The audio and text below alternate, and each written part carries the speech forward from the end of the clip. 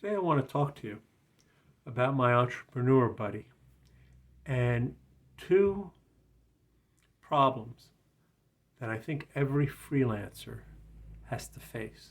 I'm learning to thrive in the gig economy. Would you like to learn too? I've mentioned that I have a friend named Carmina who we talk maybe once a month about how our entrepreneurial path is going. And I think everybody should have a buddy like that, somebody that you just contact, talk about our goals, talk about our setbacks and whatnot. And she's very good. She's very inspirational. And she's the one that actually persuaded me to go freelance, that she convinced me that I was good enough to go freelance a number of years ago. And she went on a podcast with a coach named Kathy Heller. I don't know the coach at all, but it was a very brave interview because the two of them talked about two problems that every freelancer faces at times. And the coach had some good advice for Carmina. And I think if you ever want to go freelance, become an entrepreneur, it's good to think about these two things. But here's the main thing. Even if you're never going to go freelance, the first thing we're going to talk about is something that I think we all deal with at times. The two problems that they talked mostly about on this podcast were the imposter syndrome and a fear of not charging enough for your work. Let me take those, and they're kind of related when you think about it.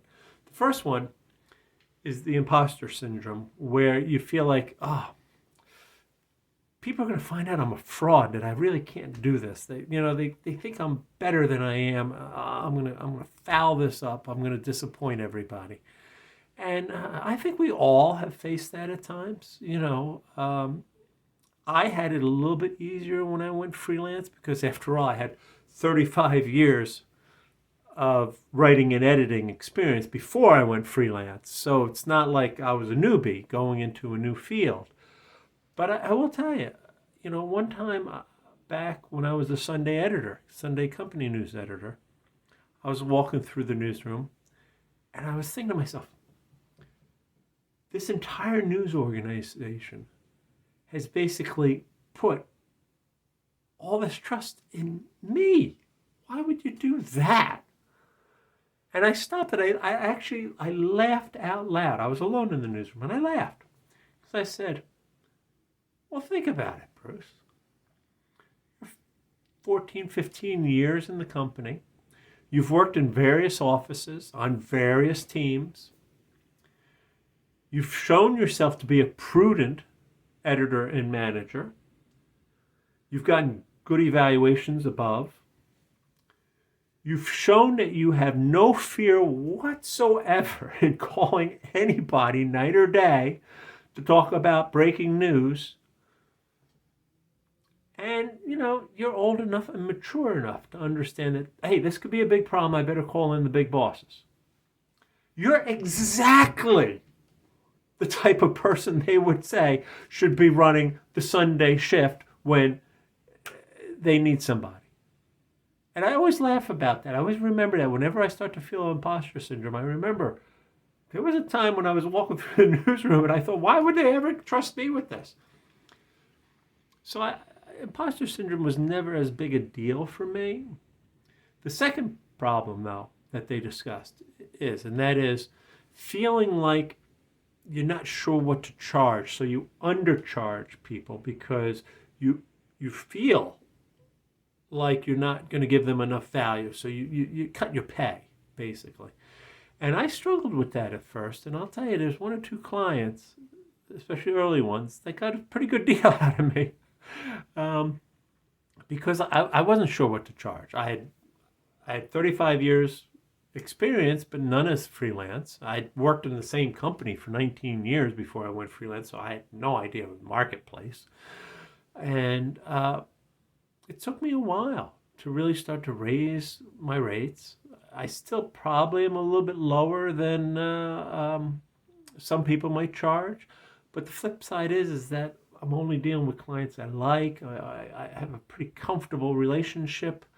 I don't have to go out and market myself, so I'm okay. I'm okay, but it's hard. It's hard, and I don't have a lot of advice on how to get over the feeling that you know whether you're charging enough or not. The only thing I can say is when I started taking on new clients, I would raise my rates to see whether or not they went over okay.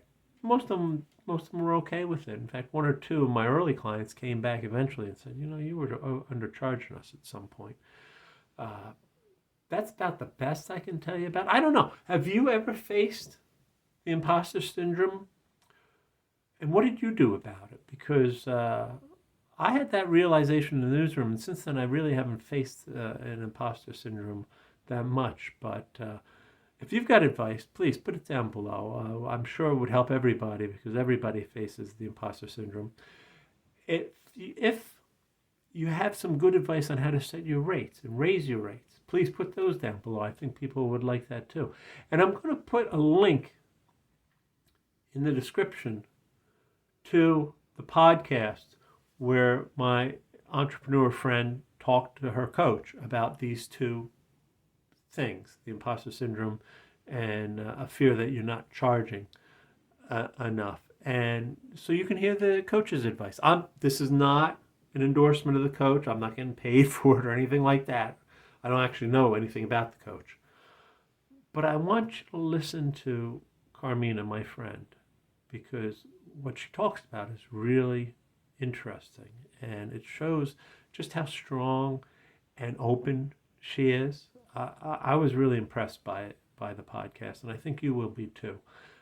Please hit the like button on this video, share it, so if anybody else wants to listen to the podcast, that'd be great. Try to subscribe to my channel. I don't care about the podcast as much, but try to subscribe to my channel because YouTube really is looking forward to those kinds of things. And until next week, take care. Bye.